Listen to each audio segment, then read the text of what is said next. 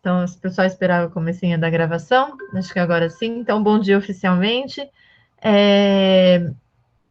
Essa é uma palestra aqui que a gente tem como convidado o professor Anderson Rojas Teixeira Góes. Então, desde já agradeço bastante por ter aceito o convite, por ter esse tempo disponibilizado aí para a gente, para essa conversa. A princípio, ela era uma conversa com os alunos de uma disciplina de educação matemática inclusiva que a gente tem na UTFPR, então a gente tem os alunos aqui da graduação, e ela foi estendida para os alunos da pós-graduação e para demais alunos da graduação, e também convidados do professor Anderson. Então, muito obrigado também por estarem presentes aqui, prestigiarem. E ela se chama, nessa palestra, o Desenho Universal para Aprendizagem na Educação Matemática Inclusiva. Então, professor Anderson, fique à vontade aí, para, inclusive, ver como que prefere que a gente faça perguntas, se prefere fazer a apresentação completa. De qualquer maneira, peço para quem tiver perguntas também já ir colocando no chat. Uhum. Ok, Malu, muito obrigado. Quanto à questão, se quiser, eu acho que a gente pode fazer numa conversa mesmo, né?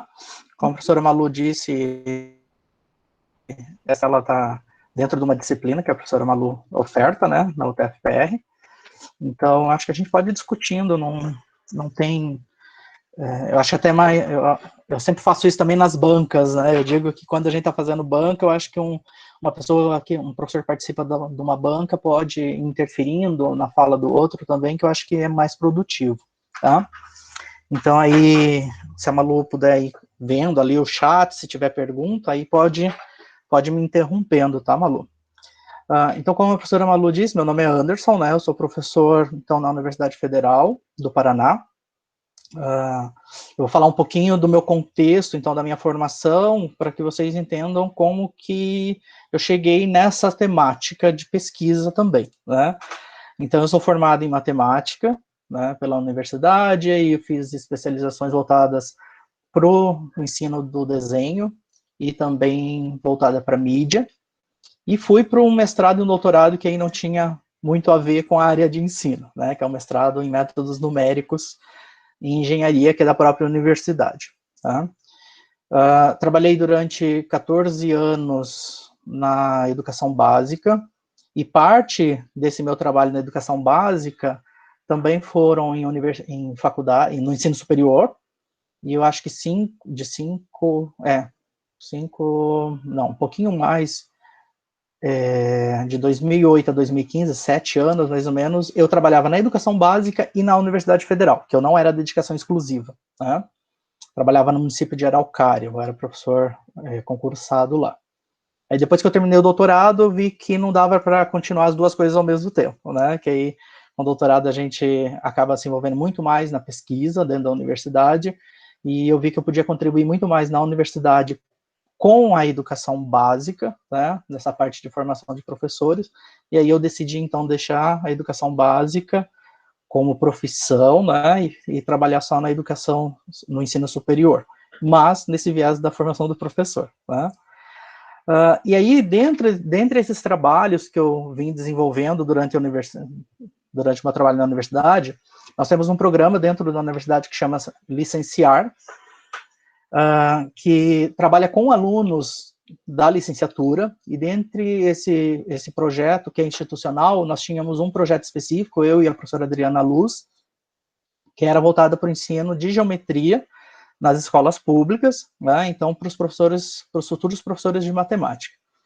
E aí, por volta de 2013, 2014, nós tivemos um pouquinho antes ainda, nós tivemos um trabalho voltado para pessoas com deficiência, e eram pessoas, então o trabalho dessa aluna, ela quis investigar o ensino da geometria, na verdade de sólidos geométricos, para alunos cegos, né?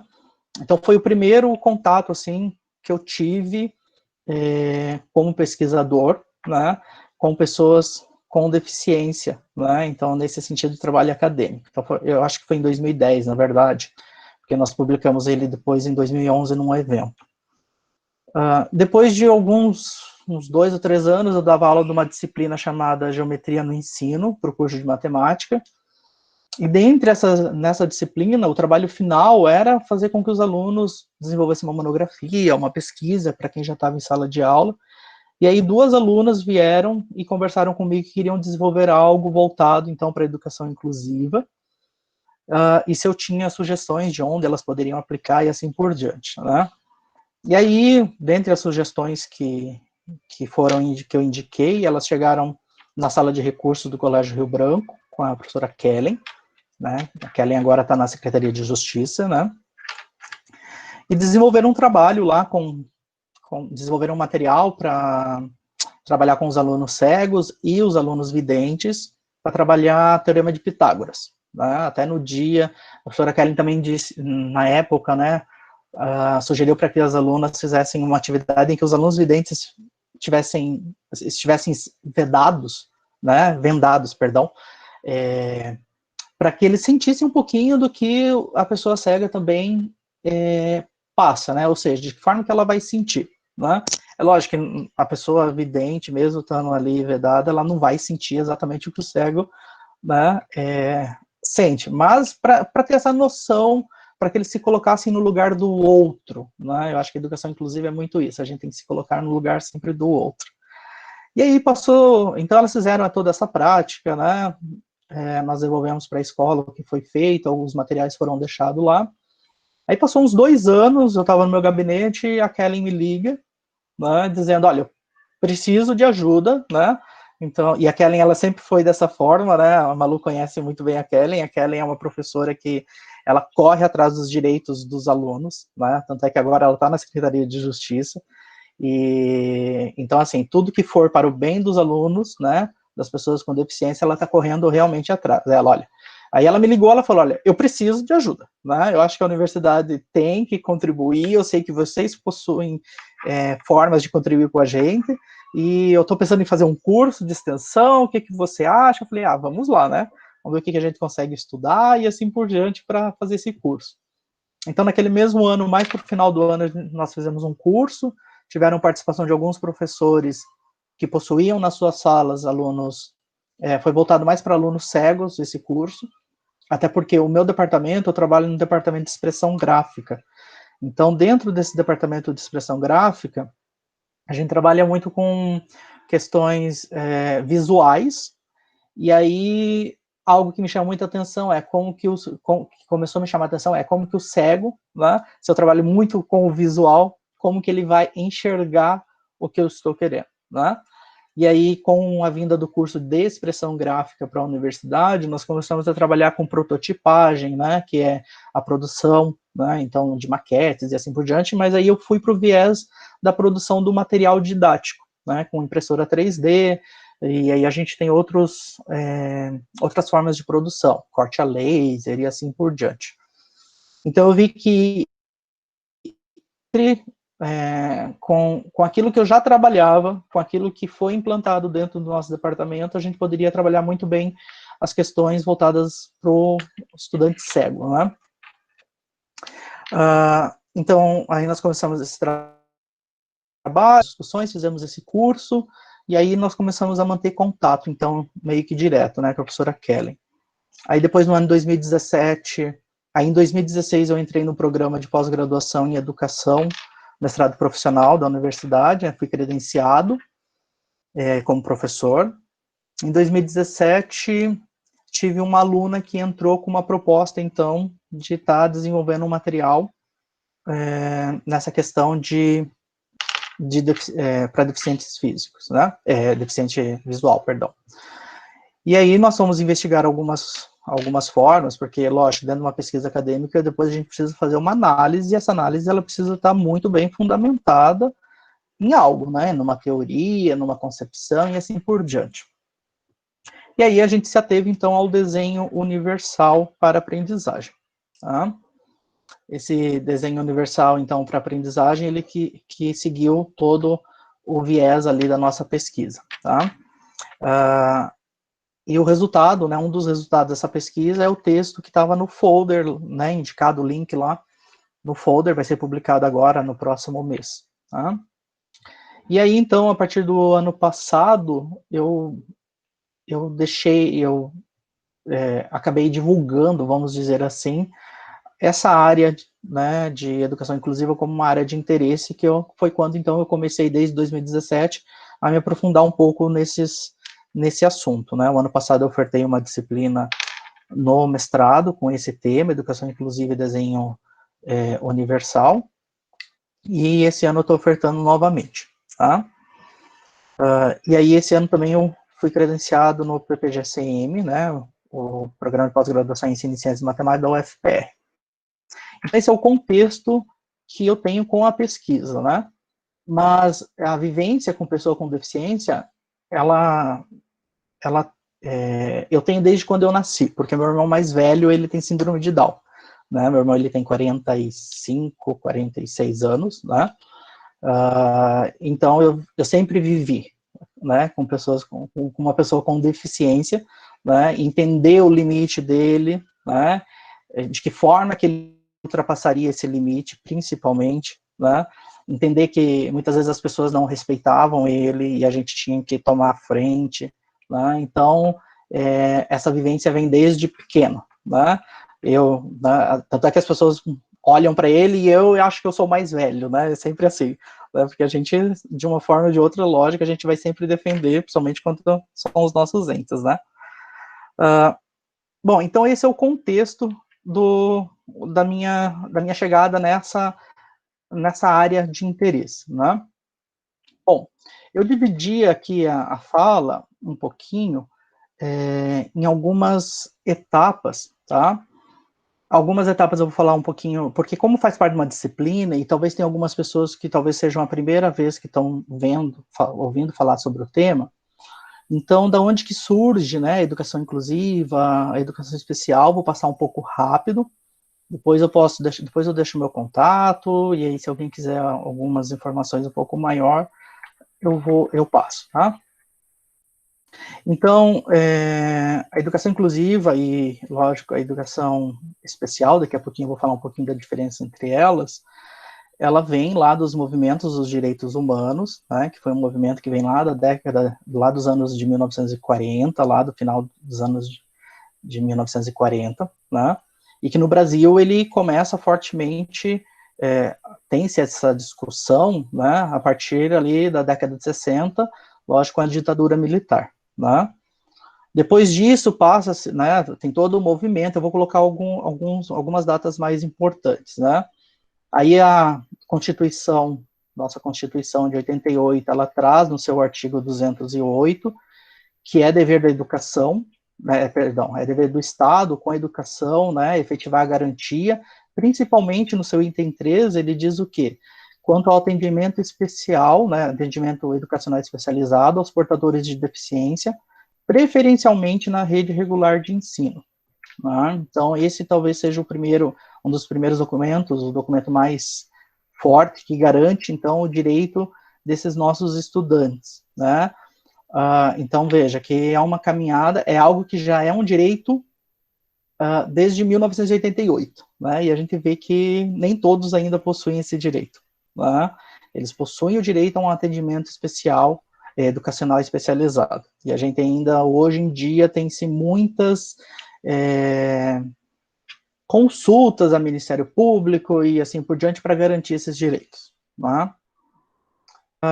Nesse mesmo movimento de 1988, lógico, mundialmente, tem-se esse movimento de direitos humanos e assim por diante. Em 90 é feita uma conferência mundial, né, que é a Conferência Mundial de Educação para Todos, que foi feita na Tailândia. Tá? Então, uma das primeiras aí, um dos primeiros movimentos onde que se reúnem vários pesquisadores e países, assim por diante. E em 94 a gente tem a Declaração de Salamanca, né, que foi também na Conferência Mundial de Educação Especial. Tá? Então, esses dois documentos aqui, eles vão, a nível mundial, aí, traçar, então, metas e formas que devem estabelecer aí a nossa educação especial, né, e para a educação inclusiva, assim por diante. Um pouquinho depois, o Brasil, ele nós temos a LDB, né, conhecimento de todos, em 96. No artigo 4º, ela reafirma a Constituição, né, o que está escrito na Constituição, e no artigo 4º, no item 3, então fala novamente do atendimento educacional especializado, e ali ele vai definir alguns tipos de... para quem que seriam esse atendimento educacional especializado, né? Ele fala que são pessoas com deficiência, transtornos, altas habilidades e assim por diante, né? A gente vê que tem todo um movimento, né? Aí, entre 96 e 2008, tem-se as discussões, mas em 2008 surge um documento que é a Política Nacional de Educação Especial, na perspectiva da educação inclusiva. Em 2011, a gente tem um novo decreto, 7.611, que dispõe sobre a educação especial. E em 2015, nós temos o Estatuto da Pessoa com Deficiência, né? Que aí, esse estatuto, ele vai trazer ali também o que é a pessoa com deficiência, né?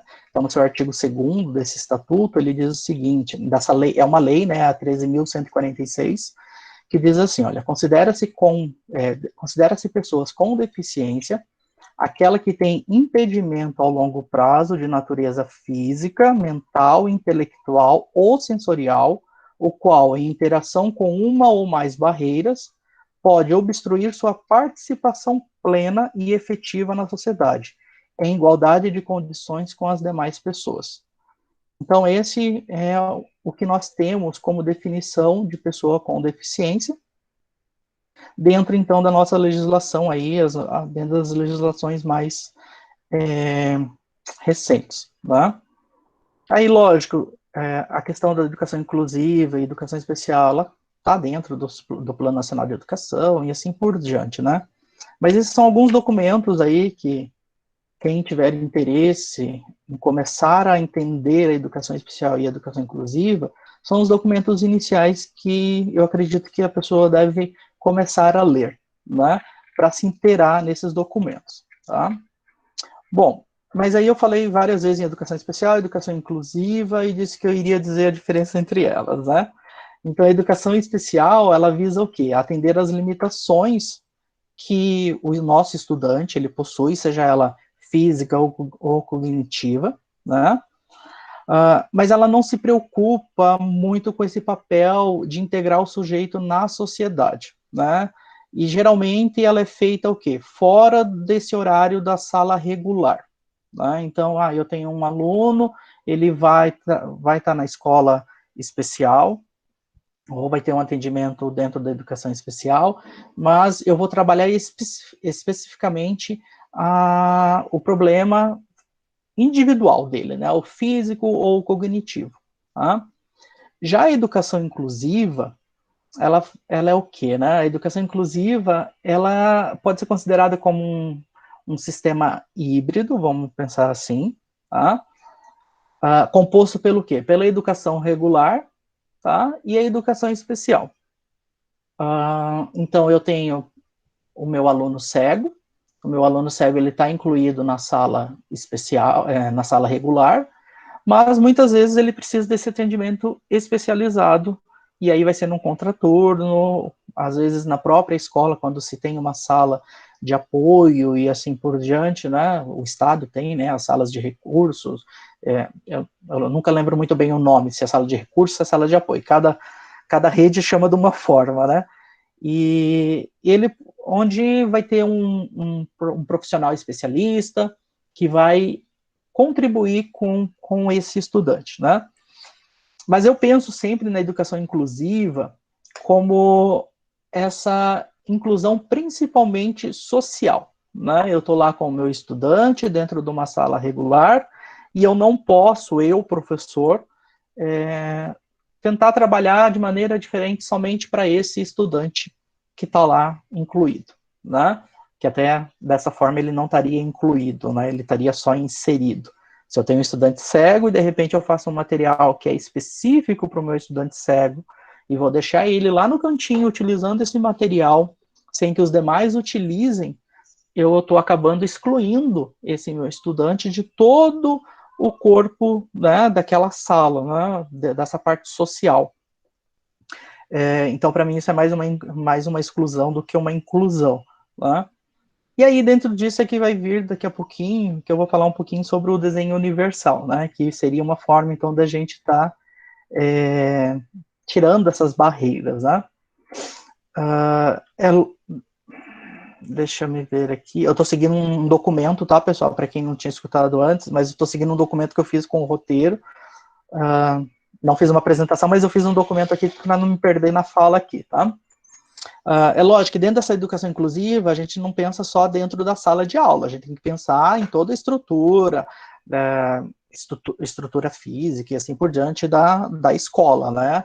E capacitação dos professores. A gente sabe que talvez a capacitação seja o grande, não é entrave, mas é o grande problema, porque a gente tem diversas deficiências, diversos transtornos dentro de uma escola, e como que os professores vão conseguir trabalhar com todos eles, né? Por isso que nós temos, e a lei, ela prevê os profissionais de atendimento especial, né?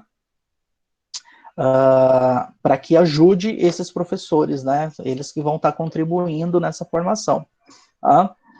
E é lógico, outras coisas também que às vezes a gente acaba trabalhando, eu tenho um aluno, por exemplo, autista, como é que eu vou trabalhar com esse aluno autista? A gente, às vezes, tem alguns indícios de como pode ser trabalhado, mas a gente tem que lembrar que cada ser humano é diferente.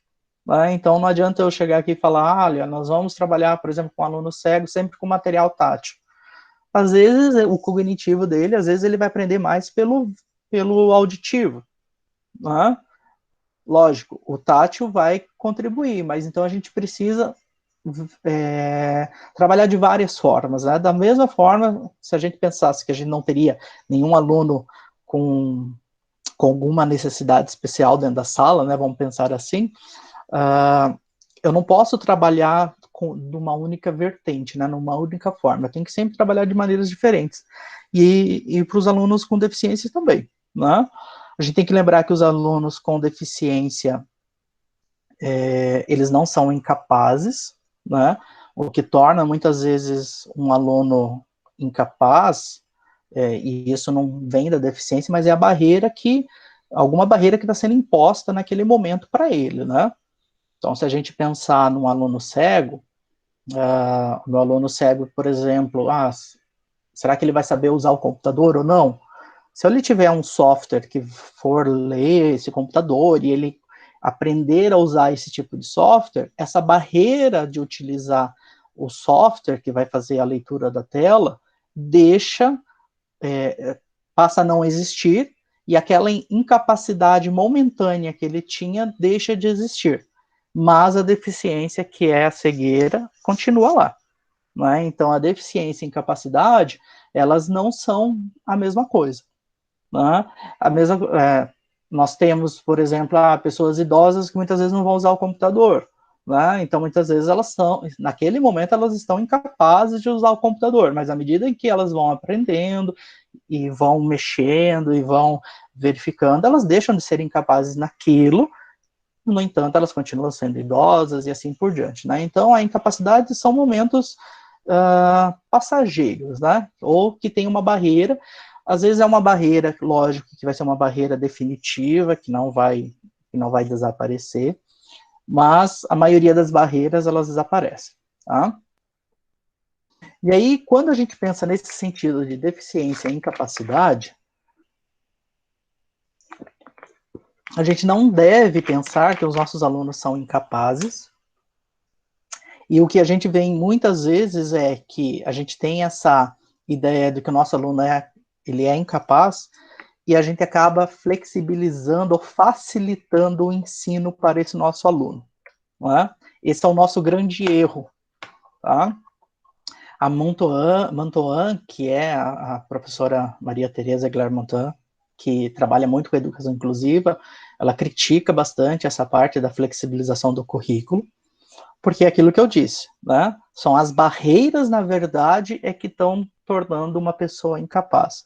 Então, o que a gente precisa fazer é quebrar essas barreiras e não facilitar um currículo, né? Então, nesse sentido, a gente precisa realmente incluir esse nosso aluno no ambiente em que nós estamos, né? E incluir não significa inserir esse aluno. Tá? São duas coisas diferentes. Uma forma de inserir chega o aluno que tem a deficiência, que eu sei que tem deficiência, que é cego, que é surdo, que tem transtorno, e eu faço a matrícula dele e coloco ele na sala. Né? Esse colocar na sala é colocar mesmo. Né? Coloquei ele na sala, pronto. Isso eu estou só inserindo esse meu estudante na sala. Eu não estou me preocupando e de que forma que eu vou trabalhar com ele. Né? O incluir não. O incluir é fazer com que ele seja parte daquele ambiente. Né? E quem teve a oportunidade de ler o trabalho, o texto que foi indicado, viu muito bem isso, né? O que um material fez essa inclusão desse estudante. O trabalho da Márcia, na verdade, que foi me orientando de mestrado, ele traz muito mais detalhes, né? Um artigo sempre a gente faz de uma forma mais reduzida, mas mostra muito bem essa parte de como esse aluno foi incluído. Era um aluno que muitas vezes não tinha conversa com todos os estudantes, mas que com esse material ele, às vezes, ele desenvolvia as atividades de uma maneira muito mais ágil do que os alunos videntes, tá? E ele acabou sendo incluído realmente, né, em uma inclusão social aí dentro desse material, tá? Com esse material, né, o material ele proporcionou isso.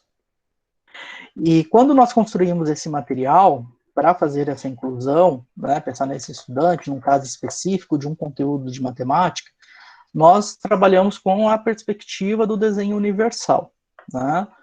Mais especificamente, aí dentro da área de educação, o desenho universal para aprendizagem. Tá? O desenho universal, ele é uma perspectiva, ele é uma concepção que vem lá da década de 80, ele surge nos Estados Unidos, mas ele surge, então, para a área de arquitetura. Né? Ele surge após um movimento, né? E esse movimento, ele faz com que surja uma lei que proibia qualquer tipo de discriminação contra as pessoas com deficiência. E dentro da área de arquitetura, o desenho universal, o que a gente pode ver hoje, né? Por exemplo, sempre as arquiteturas, os edifícios, né, as infraestruturas mais atuais, se a gente tem uma escada, geralmente ao lado a gente tem uma rampa, tá? Que a rampa, então, são para as pessoas que geralmente têm algum problema de locomoção. Né? A gente tem que pensar em todas as pessoas. Né? Então, o desenho universal aqui, essa palavra desenho, muitas vezes, ela é confundida com a representação gráfica. Né? E muitos, quando eu falo em desenho universal, aí vem a minha formação, aonde eu trabalho, né, que é um departamento de expressão gráfica, já pensam que é o desenho como forma de representação gráfica, né? Mas o desenho aqui, ele vem lá do inglês design, que tem o sentido de projeto. Então, seria projeto universal, mas aqui para o Brasil ele foi traduzido aqui como desenho universal, tá? Então, é nesse sentido, de criar projetos, então surge lá da arquitetura, projetos que sejam acessíveis, que possam ser utilizados para todos, tá? Na década seguinte, né, então ali na década de 90, e coisas bem interessantes sobre o desenho universal, vocês podem ver no site do CAST, tá, que é do Centro de Tecnologia Aplicada, me esqueci agora qual que é a universidade, tá, mas eu vou colocar ali no chat qual que é o site, tá? Vocês podem, quem quiser depois dar uma olhada. Ali tem tudo sobre o desenho universal para aprendizagem. Tá? O desenho, então, na década seguinte, né, dessa discussão com relação à arquitetura, então pensa-se o quê? A escola, ela faz parte da sociedade. Então, se ela faz parte da sociedade, eu não posso deixar ela de fora. Então, vamos pensar também no desenho universal voltado para a área educacional, né? E aí, então, nós temos desenho universal para aprendizagem, que aqui no Brasil, então, as nomenclaturas que são utilizadas: desenho universal para aprendizagem, desenho universal para a aprendizagem e desenho universal pedagógico. Tá? Eu já encontrei essas 3 nomenclaturas e eu acabei definindo pela primeira ali para ser utilizada. Tá? É algo, digamos, recente, né? Então as pesquisas aí que tratam desse termo aqui no Brasil tem uns 10 anos no máximo ali, então é algo ainda que está se consolidando a nomenclatura. Tá? E um dos trabalhos, né, 2 trabalhos aí bem importantes que a gente tem, né, e que são mais divulgados dentro dessa área, é o trabalho da professora Ana Paula Zervato, da USP. Ela terminou o doutorado, acho que tem uns 2 anos, mais ou menos, e ela vai falar um pouco de maneira mais geral do desenho universal para aprendizagem. E a professora Cláudia Rosana Kranz, da Universidade Federal do Rio Grande do Norte, que vai falar, ela traz, a tese de doutorado dela é com relação à matemática, tá? Vou colocar ali as 2 professoras, podem dar uma olhadinha também nesses 2 trabalhos. Então, a primeira de uma maneira mais geral e a segunda ela faz uma aplicação relacionada ao ensino da matemática, tá? Bom, o desenho universal, ele já vai aparecer, ele vai aparecendo nas nossas legislações. Então, o decreto 5.296 de 2004, ele diz que o desenho universal que é um decreto para fins de acessibilidade. Então, já estão pensando lá naquela ideia ainda da arquitetura e assim por diante. Ele define o desenho universal como concepções de espaços, artefatos e produtos que visam atender simultaneamente todas as pessoas, com diferentes características, de forma autônoma, segura e confortável, constituindo-se de elementos ou soluções que compõem a acessibilidade. Não? Então, quando a gente começa a ler o desenho universal dessa forma, nós temos ali artefatos e produtos que visam atender a todas as pessoas, simultaneamente. Então, é essa concepção que a gente traz para a educação. Tá? Ou seja, eu vou ter produtos, metodologias, materiais didáticos que atendam todas as pessoas. Tá? Dentro da educação, falar em atender todas as pessoas, eu sempre digo isso, parece que é utópico, né? Porque cada cidadão, cada sujeito tem a sua especificidade. Né? Mas o que eu sempre digo? Olha, se estamos trabalhando com aluno cego, então eu vou pensar nesse aluno cego, eu vou ter um foco. Para esse aluno cego, qual é o material que ele precisa, mas que todos possam utilizar? Para o meu aluno surdo, qual é o material que ele precisa, mas que todos possam utilizar?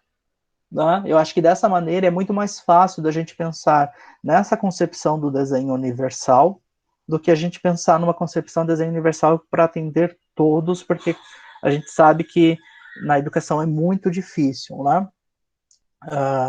Mas a gente vai procurando, e aí a gente vai, lógico, desenvolvendo outras metodologias e assim por diante, né? Pouquinho depois, então, em 2009, o Brasil ele ratifica um documento da ONU também que traz a definição do desenho universal, né? E ele diz que o desenho universal ele não exclui as ajudas técnicas para grupos específicos de pessoas com deficiências quando necessário. Então a gente vê aqui trazendo para a área educacional, ele está dizendo o quê, né? Se a gente fizer esse elo, né? Que o nosso aluno cego está lá na sala regular, mas não significa que não tenha que ter um profissional para ajudar a atender esse aluno na sua especificidade também, né, que são os professores, então, de atendimento especial. Né? E aí, essas questões de terminologia, de acessibilidade, desenho universal, o que são essas ajudas técnicas, que muitas vezes é entendido como também tecnologia assistiva, elas estão bem definidas lá no Estatuto da Pessoa com Deficiência, tá? O artigo 13.000 a lei, né, 13.146, em seu terceiro artigo, a lei de 2015, ela vai trazer o que é acessibilidade. Acessibilidade, ela visa possibilitar e dar condições de alcance, né, de utilização de algo por todas, pelas pessoas, que o desenho universal, então, tem que ser para todas as pessoas, e a tecnologia a assistiva, ela vai visar, então, a autonomia, a independência, qualidade de vida e a inclusão social, então, da pessoa com deficiência, né? O que a gente pode ver quando a gente aplica o desenho universal para aprendizagem numa sala de aula? E isso a gente vê bastante quando o professor Rubens, né, não sei se a maioria conhece, mas o Rubens Ferronato, que é o idealizador do multiplano, ele deixa isso muito claro para a gente e a gente consegue visualizar isso quando a gente faz as nossas pesquisas relacionadas ao desenho universal para aprendizagem, é que o ganho de aprendizagem para os estudantes da sala, né, para os nossos estudantes, ele é muito grande. Né?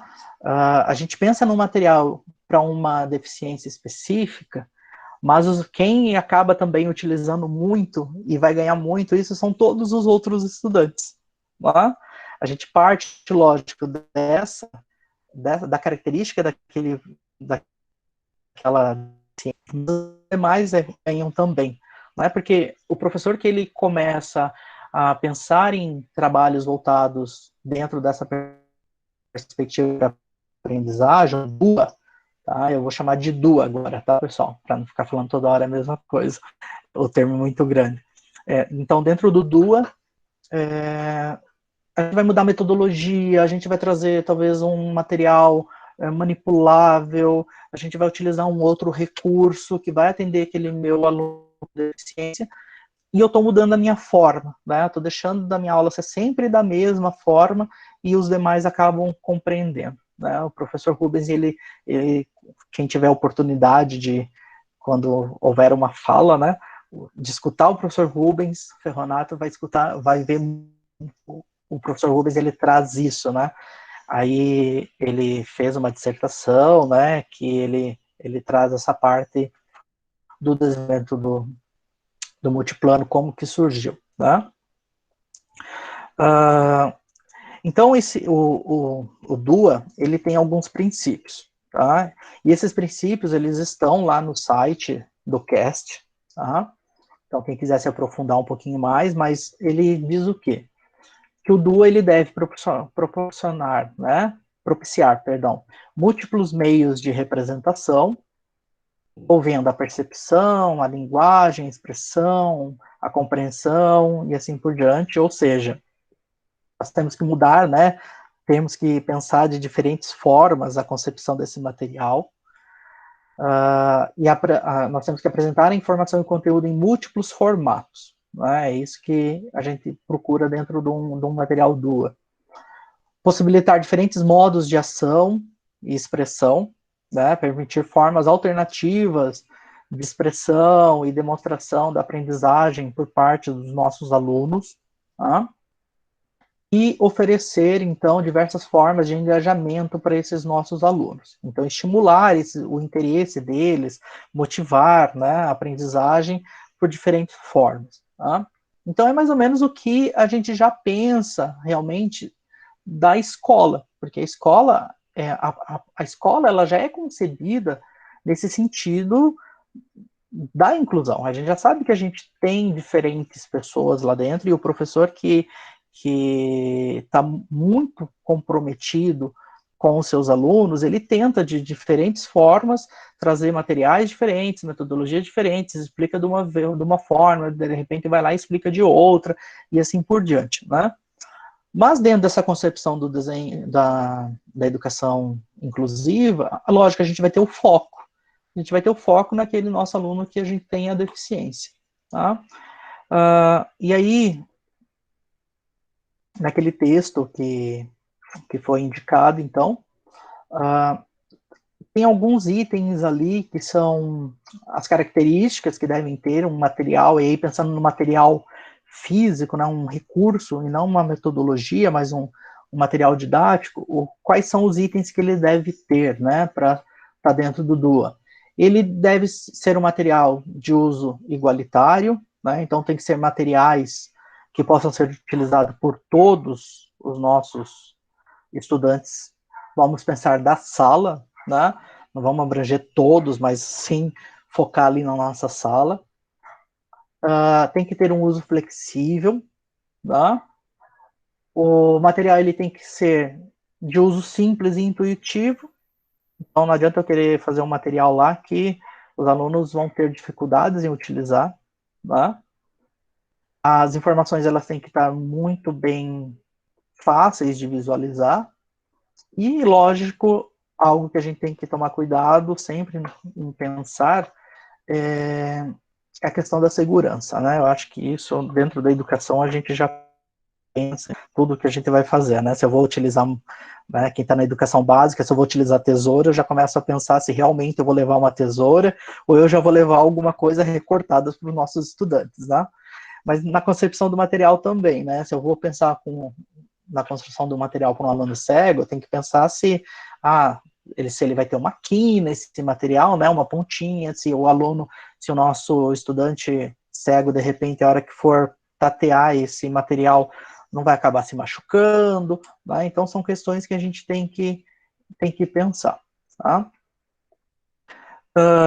Mas algo muito importante dentre tudo isso, dentro do DUA, dentro dessa educação inclusiva, pessoal, é sempre a gente pensar e perguntar para o nosso estudante, num primeiro momento, como que ele aprende, de que forma que ele acha, né, ou de que forma que ele gostaria que a gente trabalhasse com ele, tá?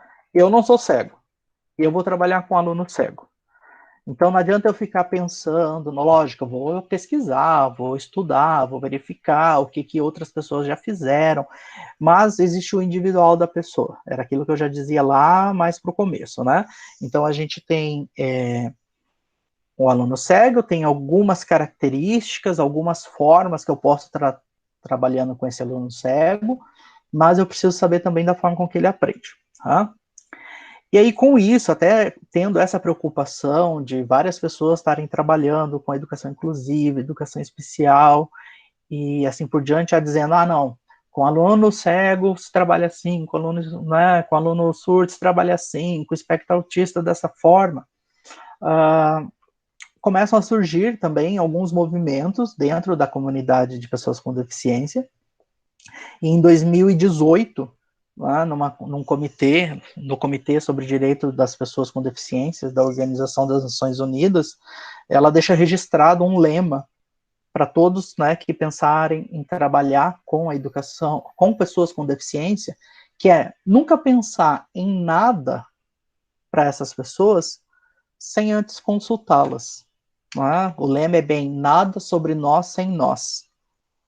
Porque senão eu vou trazer o meu material, tá, eu pensei no material, construí o meu material, levei, e daí? Se esse estudante, ele viu esse material, né, pôde contribuir com essa construção, é mais ou menos aqueles feedback que a gente pede em sala de aula, né?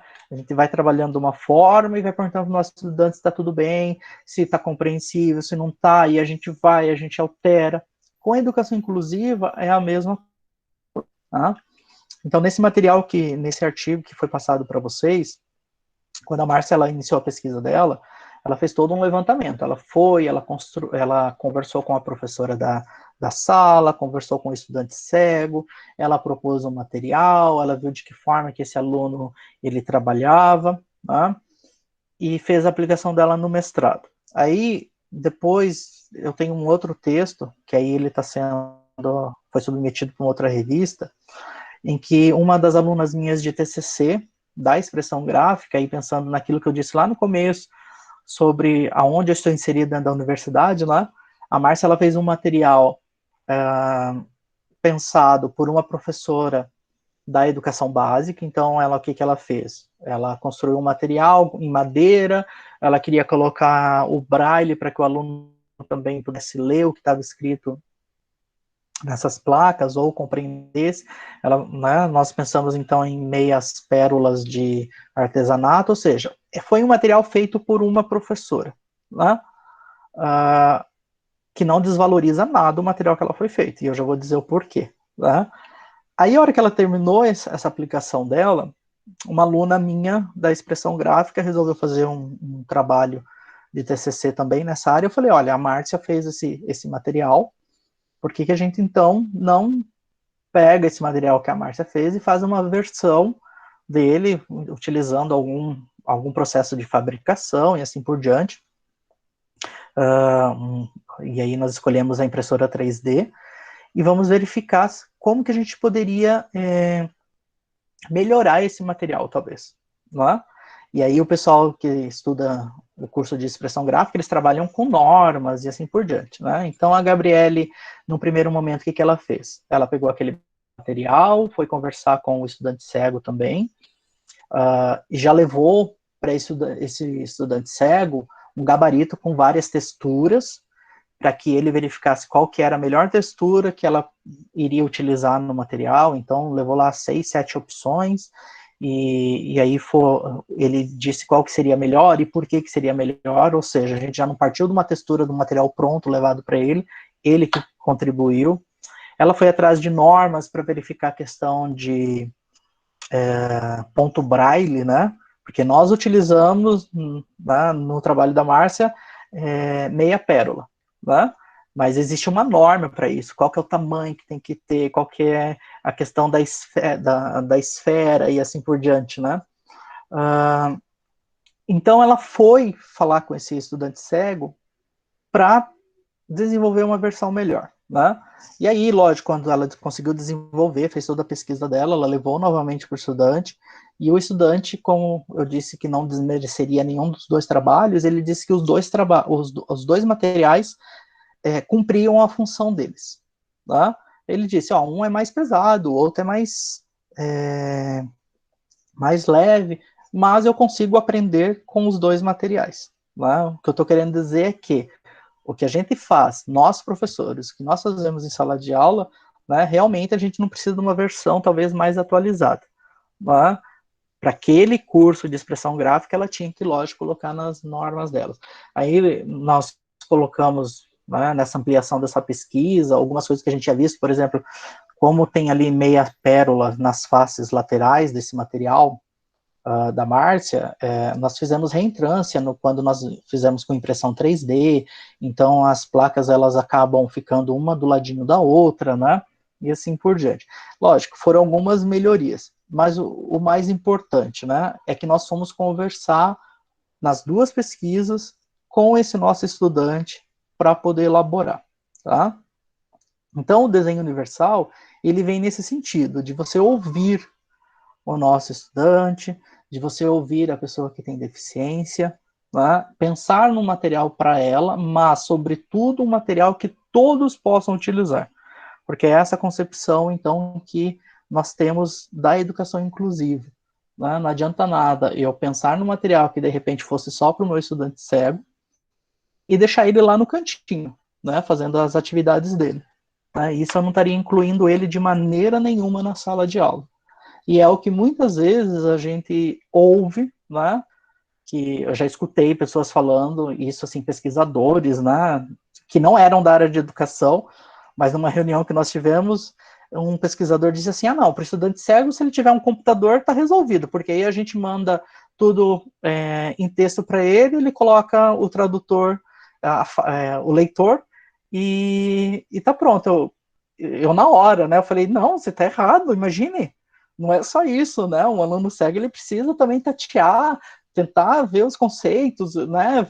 Tem outras formas, não é simplesmente você mandar um texto para que ele escute aquele texto. Né?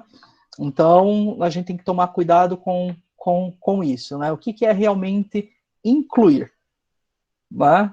E vem, lógico, daquela diferenciação que eu estava dizendo lá no começo, do incluir e do inserir. O que nós estamos fazendo com os nossos estudantes? Nós estamos incluindo, nós estamos inserindo. O que nós queremos? Nós queremos só inseri-los na educação, na sala regular, ou a gente quer incluí-los? Né? Então aí ficam alguns questionamentos aí para vocês, tá? Eu tinha me programado para fazer essa fala e aí abrir, então, espaço para questionamentos, né? Foi mais ou menos o que a gente tinha pensado, né, Malu? Uma fala inicial e aí questionamentos, então, o que eu puder ajudar. Quem quiser conhecer mais a fundo do desenho universal para aprendizagem, é aquele site lá que eu coloquei do CAST, é um site em inglês, mas ele é bem tranquilo. Tem as duas dissertações, a dissertação da professora Ana Paula, da professora Cláudia, lá. Tem esse texto que a professora Ana Malu também já acabou de colocar, colocou o link ali do texto sugerido, né? Como eu disse, esse texto está escrito lá, esse texto vai ser publicado ainda mês que vem ainda, né?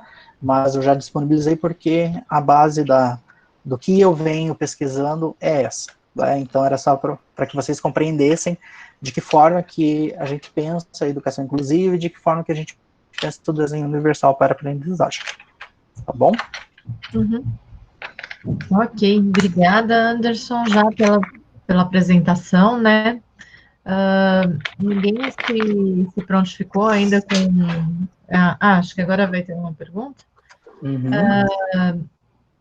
que é da Josiane, acabou de A colocar. Josiane. Isso, a Josiane é mestranda, né? É a mestranda que eu comentei, ela está terminando o trabalho com alunos autistas, um da educação infantil e um do primeiro ano, né?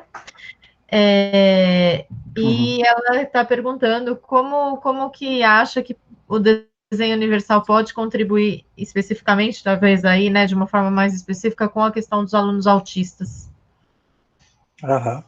Então, até sobre esse assunto, eu acho que tem uns 3 meses, mais ou menos, eu participei de uma banca de qualificação de uma estudante do design que está desenvolvendo um aplicativo, né, na concepção do desenho universal, mas para estudantes com aspecto autista. Né? E é bem interessante no sentido que ela está indicando algumas diretrizes na construção desse aplicativo, desse software e assim por diante. Mas o desenho universal, a própria concepção dele, e aí ele vem com o próprio nome, né, desenho universal, ele contribui com todos no sentido, principalmente, que eu acredito muito, é dessa socialização dentro de sala de aula. Né? Então, toda vez que você pensar num artefato ou numa metodologia, por exemplo, para aluno autista, né? Eu não vou pegar um caso específico de um aluno autista, por quê? Porque o autismo, ele é um espectro, né? Então, o próprio nome já foi alterado também nos últimos anos, então eles são faixas, né? Então, tem várias, vamos dizer, severidades, né, digamos assim. Eu tenho que conhecer muito bem esse meu estudante, né? Pensar de que forma que esse estudante aprende, conversar com ele, ou conversar com a família, ou conversar com quem atende esse estudante, e aí sim, pensar em materiais específicos para ele, mas que os demais acabem utilizando.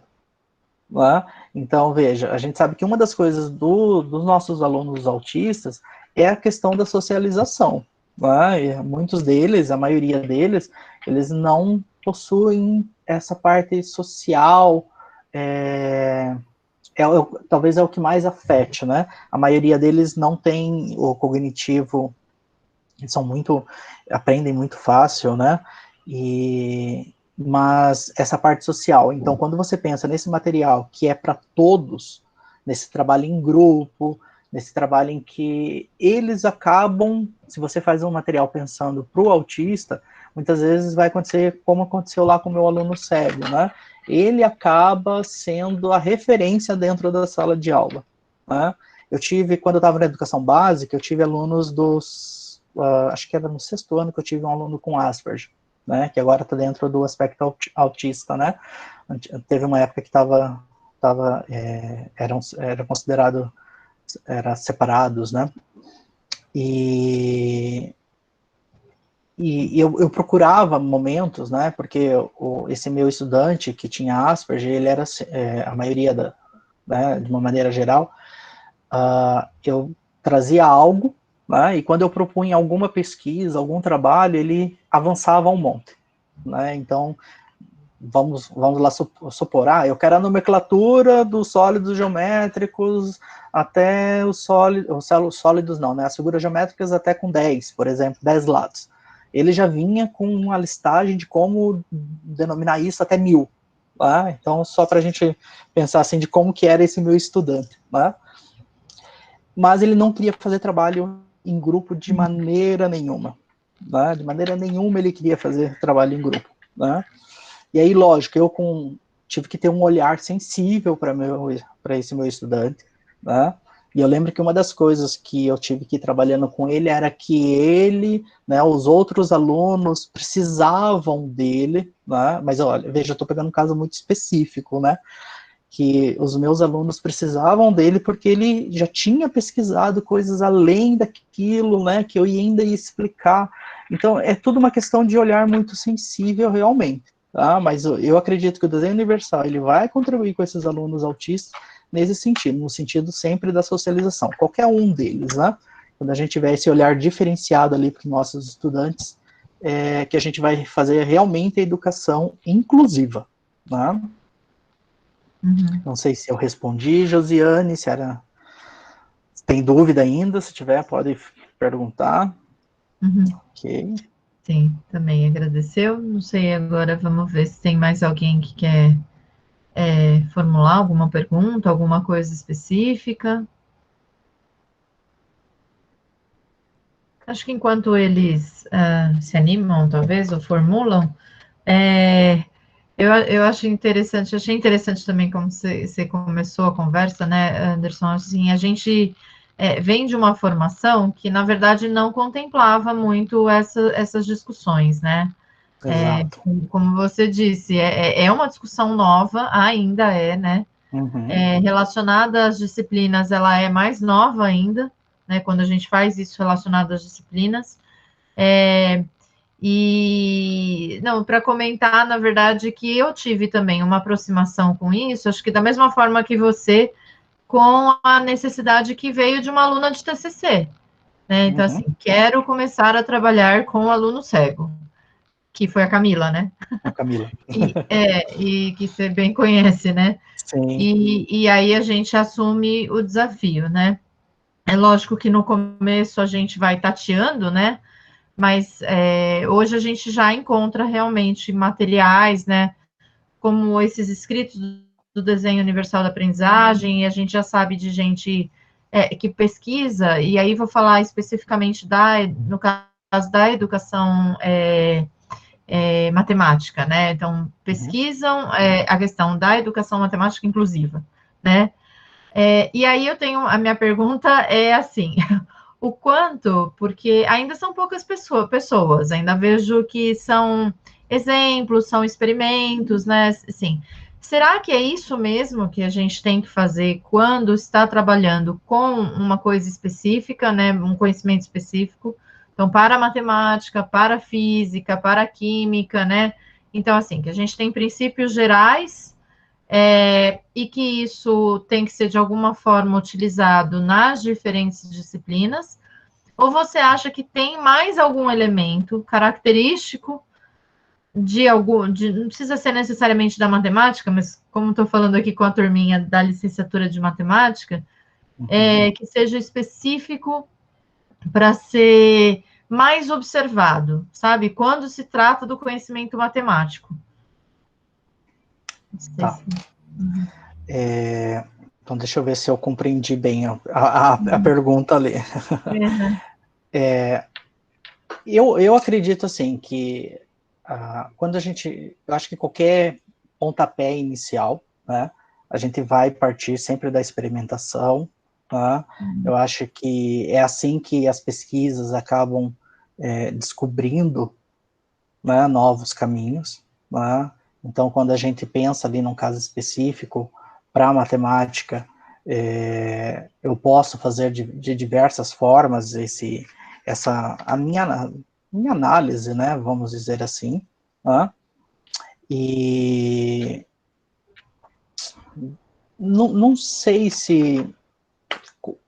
teria algumas considerações mais gerais. Eu acho que, assim, dentro do desenho universal, quando a gente se propõe a utilizar o desenho universal, porque, lógico, o desenho universal ele é uma característica dentro da educação inclusiva.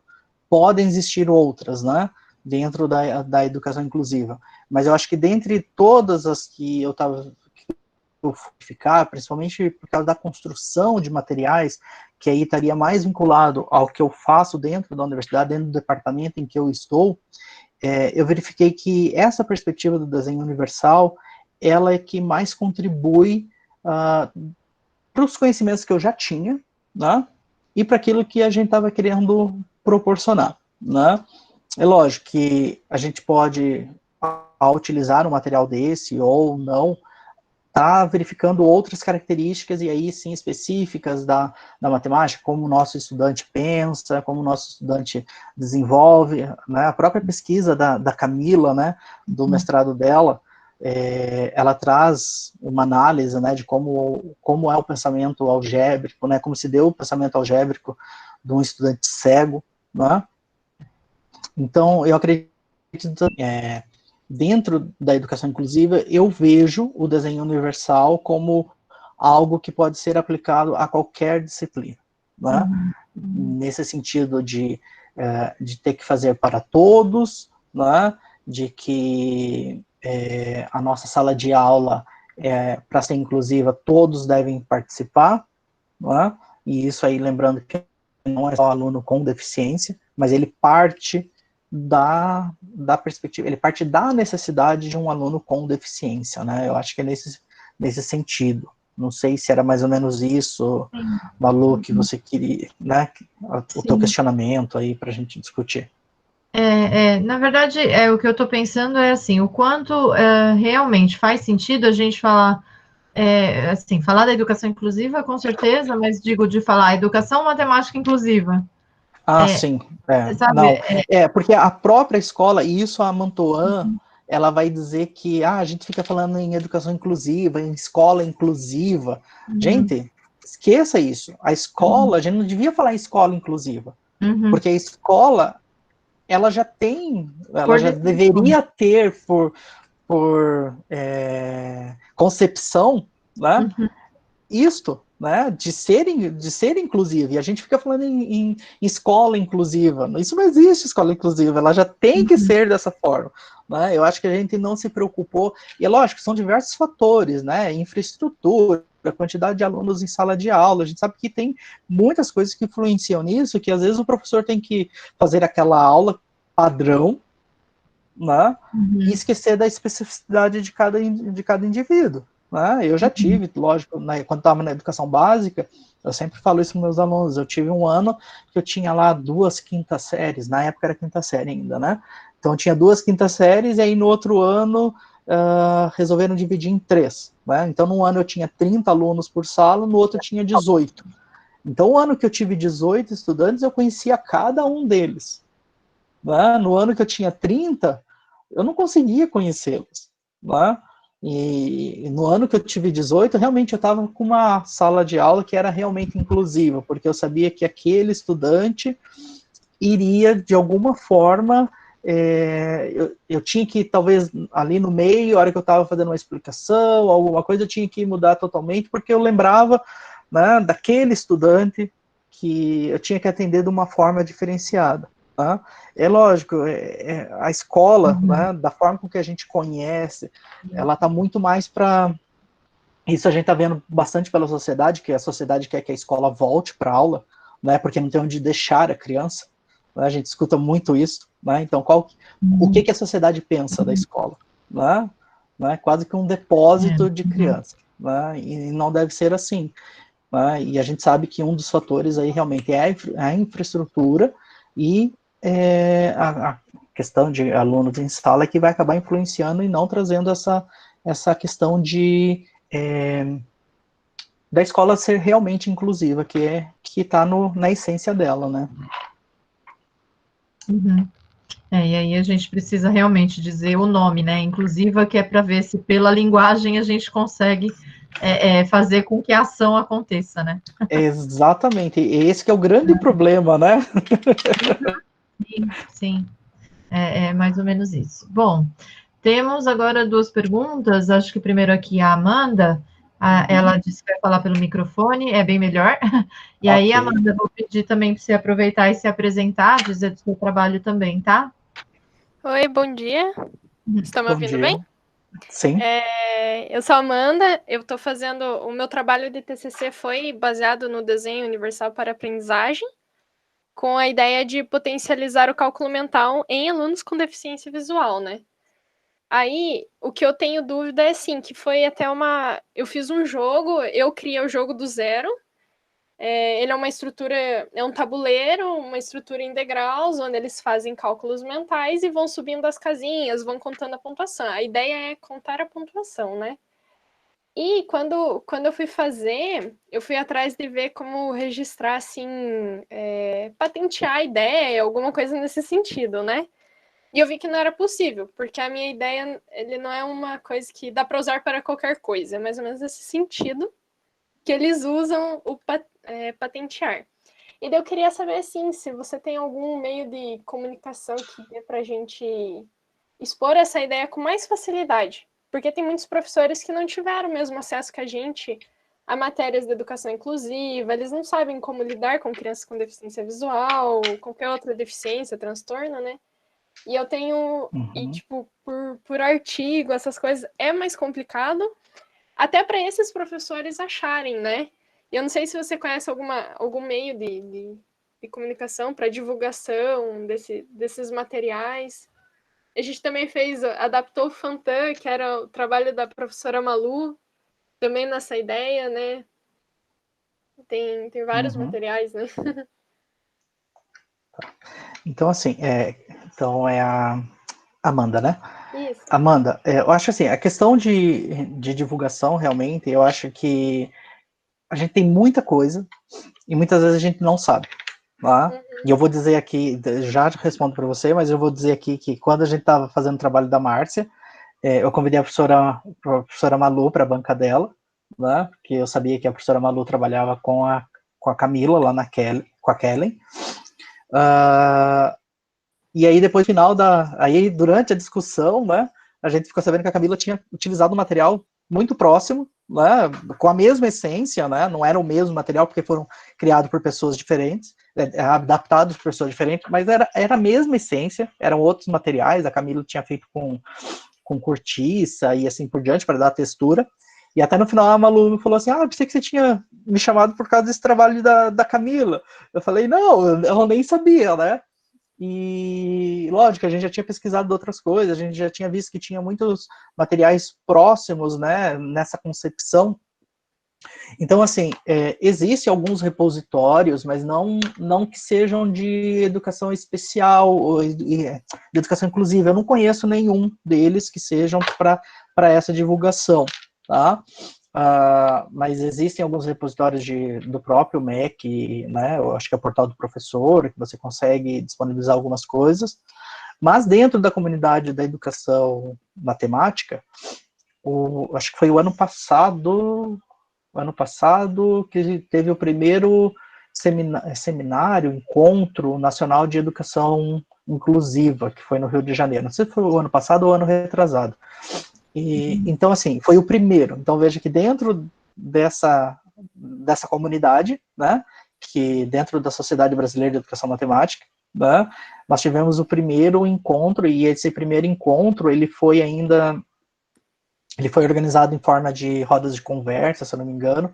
Eu não pude participar na semana, que eu acho que foram 2 ou 3 dias só também esse encontro, não pude ir na época. Então é um movimento ainda no Brasil, né, eu vou dizer assim, que é um movimento ainda que está se engatinhando. Tá? Questão de estar divulgando para outras pessoas, eu acho que eu tive agora uma proposta, no finalzinho do ano, depois que teve um seminário, um workshop de tecnologias assistivas, eu pensei, né, a gente vê um monte de pessoas discutindo sobre as pessoas com deficiências, mas são poucos que trabalham na área de educação, né? E aí eu conheci a Malu, eu conheci a Loreta, que a Loreta pediu para falar daqui a pouquinho também, Loreta é do Instituto Federal, e algumas outras pessoas, até ali do meu departamento, que trabalham com pessoas com deficiência. Eu falei, nossa, e às vezes a gente não sabe o que o outro está fazendo, né?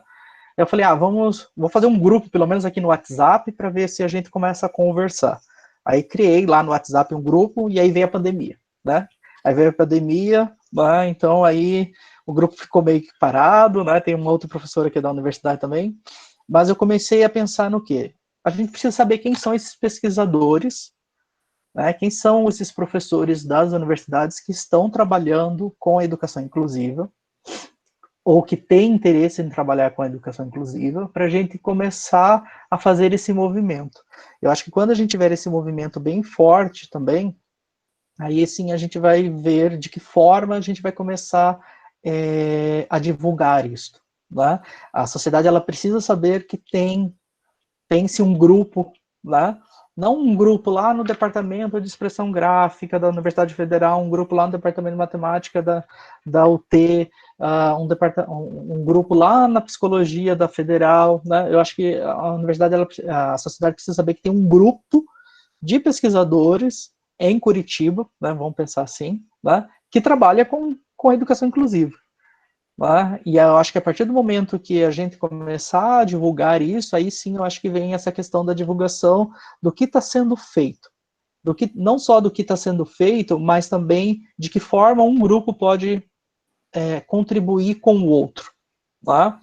O nosso grupo, ele trabalha muito, né, uma das grandes contribuições, por exemplo, do nosso grupo ali, do departamento que eu trabalho, é exatamente nessa construção desses materiais. Né? Se eu tiver um material que eu preciso construir esse material, seja não importa o tipo de recurso que eu vou utilizar, né, o artefato, a matéria-prima, né, a gente trabalha com relação às normas, com relação à norma técnica e assim por diante.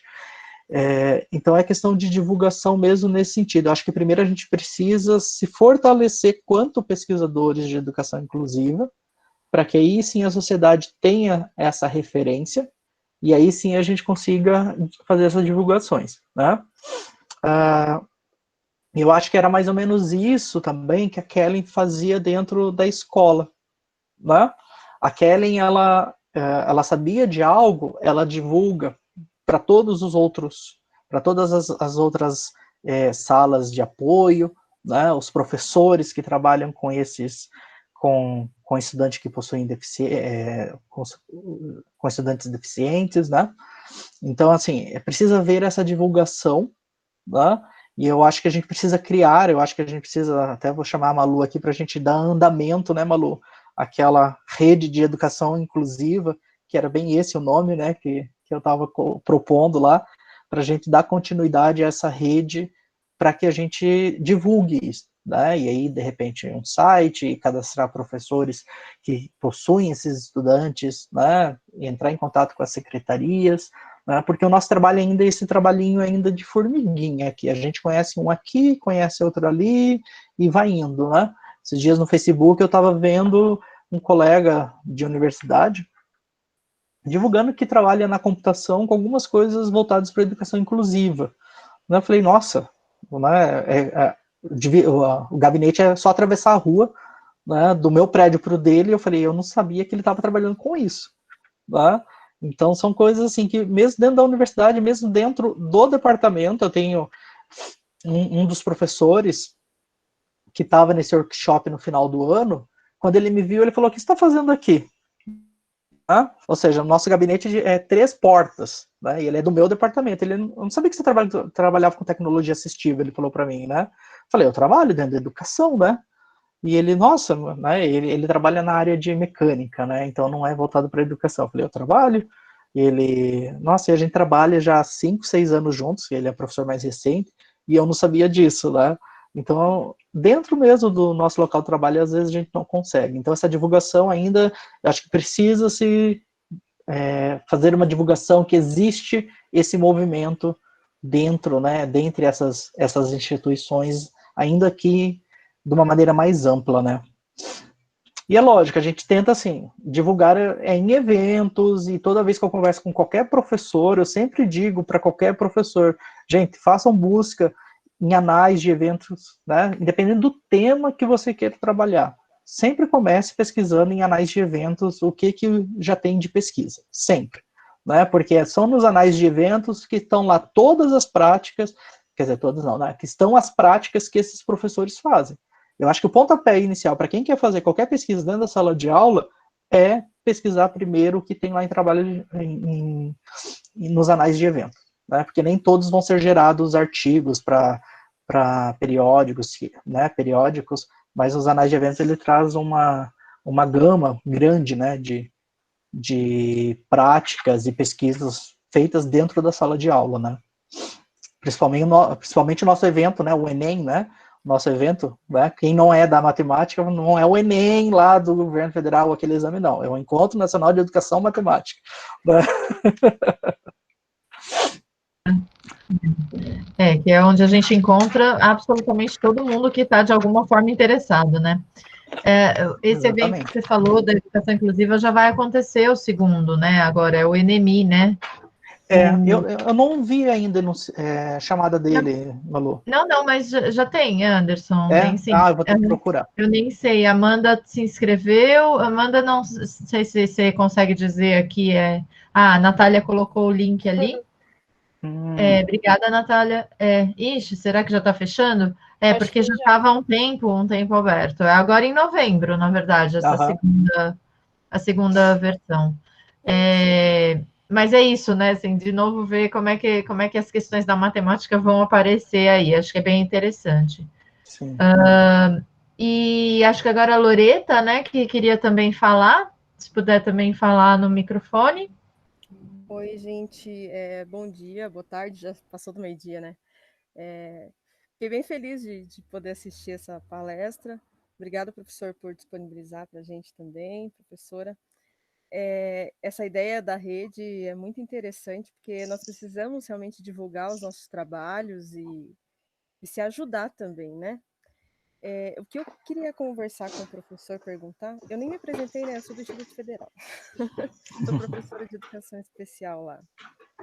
Em relação à DUA, eu até fazendo uma análise, eu já percebi que nós já até trabalhávamos na época, quando entrei na educação especial, em sala de aula com os professores na codocência, atuando diariamente, né, na turma inteira, e a gente nem sabia o nome, né, porque nós propunhamos atividades, fazíamos planejamento juntos e acabávamos trabalhando o desenho universal para aprendizagem e nem sabíamos o nome, mas estávamos trabalhando isso.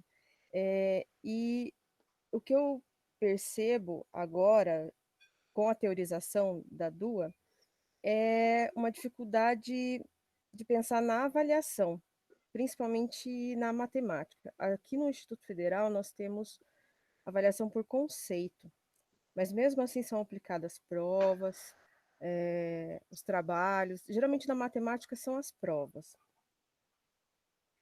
E eu queria que você discutisse com a gente um pouquinho como que a gente pode pensar na avaliação, pensando no desenho universal para aprendizagem, como que a gente pode pensar a avaliação na matemática? Porque a gente está vendo, é uma disciplina do curso de matemática, acho que essa geração formada nas licenciaturas de matemática já vão vir com essa noção toda, né? Mas eu acredito que os formandos anteriores, eles não tiveram a oportunidade de trabalhar com isso e ver a diversidade, discutir a diversidade de público, pensar no aluno, como ele aprende e tal. E eu queria que você comentasse isso, porque eu vejo que é uma dificuldade nossa, minha, dificuldade com os meus colegas, principalmente com os colegas das áreas exatas. Então, é mais uma angústia mesmo. Uhum. Então, Loreta, a questão de avaliação é uma questão que, para discussão, a gente iria ficar um monte de tempo, né? Discutindo. Lógico, qual que é o objetivo da avaliação? Aí cada professor ou cada instituição, ela vai ter o seu objetivo, eu acho que bem traçado dentro dos regimentos e assim por diante, né? O DUA, o desenho universal, ele não se preocupa, vou dizer assim, que as pesquisas elas não estão muito preocupadas com o processo avaliativo lá de um conceito, de uma nota e assim por diante, né? O que a gente analisa mais é o desenvolver, durante o desenvolver. Então, quais vão ser as metodologias que eu vou fazer para verificar se o meu estudante realmente atendeu aquilo que eu esperava, e aí sim, a gente pode pensar numa avaliação, mas é aquela avaliação mais assim de observação, se o aluno compreendeu aquele conceito, se o aluno está conseguindo desenvolver as atividades relacionadas ao que a gente tem como etapas e itens ali de aprendizagem, né? Um material que vai proporcionar com que esse estudante compreenda esses conceitos matemáticos, ou né, não só matemática, mas assim, qualquer área, né? E aí, especificamente, com relação à avaliação, eu não trabalho nesse sentido lá de pensar lá no final, porque a gente vai avaliar, e isso a gente faz até no mestrado, é avaliar o processo, né? Então, a Malu participou ali de 2 bancas, 2 já, né, Malu, acho que foram, e a gente sempre avalia o processo, tá? A gente avalia o processo porque durante o processo a gente vai verificando se o aluno ele consegue atingir aquilo que nós estamos nos propondo, né? Então, eu acredito que quando a gente avalia uma metodologia, quando a gente está avaliando o uso do material, a gente já está verificando essa parte, se o aluno está compreendendo ou não, e dali a gente já consegue tirar, porque a escola exige, né, que a gente dê uma nota, que a escola exige que a gente classifique esse estudante com o conceito A, B ou C, né? Então, é nesse sentido que a nossa avaliação seria feita, ou seja, avaliando realmente o processo, né? Se atingiu ou se não atingiu, porque também, se eu fiz uma metodologia ou apliquei um material que a princípio está dentro da concepção do DUA, né? E o meu aluno ele não atingiu aquilo que eu esperava, eu tenho que rever. Né, o DU ele tá aí para isso, né? Então a cada momento eu tenho que ir reavaliando se aquilo que eu estou propondo dentro do DU ele está atingindo, porque se ele não atingiu, significa que não é algo que está dentro do DU, né? Então a gente já pode partir desse princípio, tá? Fiz uma metodologia para atender os meus estudantes, para atender a todos, né? E teve um estudante que não conseguiu atingir. Então, isso vai significar o quê? Que está faltando algo ainda dentro dessa metodologia ou dentro desse material para que ele realmente esteja dentro da concepção do DUA, né? E aí vem um pouquinho daquilo que eu falei lá no começo, que dentro da educação a gente pensar em algo que vai atender a todos é uma utopia, né? Mas a gente tenta, lógico, conseguir atender 90% com essa metodologia, ok. Vou alterar agora aqui para ver se eu consigo atender aqueles outros 10%, e assim por diante. É aquele jogo de cintura que a gente sabe que todo professor tem que ter.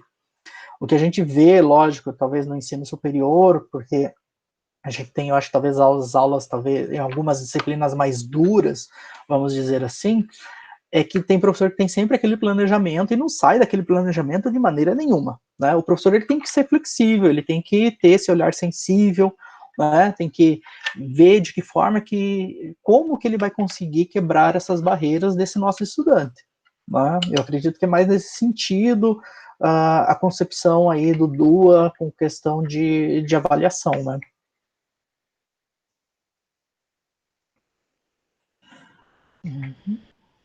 Ok, obrigada. A Loreta já colocou aqui também, perfeito, avaliar o processo, reavaliar a metodologia, né? Eu acho que é isso, né? Também o que talvez a gente, aí pensando como pesquisadores, o que talvez ainda esteja faltando, apesar de que acho que a gente faz isso, mas destacar mais a questão da avaliação nesse processo. Talvez isso seja, porque realmente, né, na escola a gente espera a nota final, né? E aí é complicado, não vai ter a prova final para ser definida, né? Exatamente, né? Os pais e os próprios alunos esperam uma nota, né? E aí de a sociedade espera isso, né? Sim. A gente vê aí, nós não temos vários índices, né? E os índices são números. Sim. É isso que a gente tem, infelizmente, né? Com a data marcada para dizer que a gente está avaliando só lá naquele momento, né? Que não é verdade, né? Uhum. A Universidade Federal, por exemplo, lá dentro dos seus regimentos, já disse que no primeiro dia de aula a gente tem que dizer quando são as 2 avaliações escritas. Eu já estou lá desde 2008, nunca fiz isso, né, lógico. Né? Eu sempre digo aos meus alunos, olha, a hora que eu achar que a gente está, né, que vocês devem ter uma prova escrita porque a universidade exige isso e está lá no regimento, nós vamos fazer. Né? Vou avisar com antecedência, 15 dias antes, né? 15 minutos não, 15 dias antes. Se vocês tiverem prova no mesmo dia, a gente desmarca, para mim não tem problema nenhum, né? Mas não vou marcar hoje no primeiro dia. Tá? Então são coisas burocráticas ainda que permanecem ainda, né? Sim, sim, é bem isso. Gente, deixa eu ver se tem mais alguma pergunta. Acho que não, acho que estão contemplados.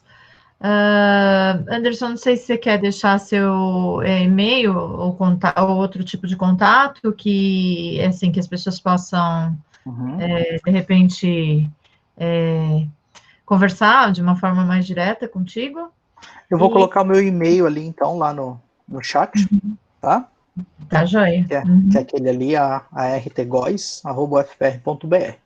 Qualquer dúvida, se quiserem que eu disponibilize alguns materiais, né, eu tenho as disciplinas que eu estou trabalhando, então eu já tenho alguns textos separados para as disciplinas, aí o que precisarem eu posso disponibilizar, que esses textos estão todos, lógico, aí, né, divulgados, mas já estão meio que concentrados ali por temas, tudo, tá? Tá joia, tá ótimo, Anderson. E também aí te agradeço mais uma vez pela disponibilidade. A gente está com os tempos muito super corridos, né? Então, mais uma vez, obrigada pela disponibilidade de vir aqui conversar com essa turma da licenciatura e com os outros participantes. E vamos investir nos nossos trabalhos e pesquisas juntos, formando essa rede, né? Acho que é bem importante, né? Sim, porque realmente, pontualmente, não que a gente não faça diferença, a gente faz, eu acho. Sim. Mas é lógico que coletivamente a gente vai ter um impacto maior, né? Não, com certeza, né? Eu acho que a gente tem que somar forças, né? Tem que somar forças e divulgar aquilo que nós estamos fazendo, porque a gente sabe que esse trabalho lá do chão de sala de aula, né, a educação básica, ela carece muito, né, desse trabalho. É como a Kelly fez, né? A Kelly lá em 2016 me ligou, foi atrás, procurou meu nome, me encontrou no site da universidade, me ligou lá no meu gabinete, estava lá sentado e, né, fazendo outras coisas, ela ligou e falou, olha, eu preciso de ajuda, e eu sei que vocês da universidade podem me ajudar. Né? E eu acho que isso qualquer professor, né, da instituição da educação básica pode fazer isso, né? Chegar e dizer para a gente, olha, me ajude, né? Me ajude, porque eu acho que nós estamos aqui para isso. Eu acho que é para isso que nós somos para a universidade, né? Que é para contribuir com a educação básica, né? Sim, acho que é isso mesmo. Concordo muito. Então, obrigada mais uma vez. Obrigada, Anderson. Obrigada aos demais também. Essa gravação, então, depois vai ser disponibilizada no canal do YouTube do PPG F7, né, do Programa de Formação Científica Educacional e Tecnológica da UTFPR. Então, vocês depois podem também compartilhar essa fala aqui, né, e de repente conversar com outras pessoas. Obrigada, gente. Obrigado, pessoal. Até mais, então. Até mais. Tchau, tchau. Tchau, tchau.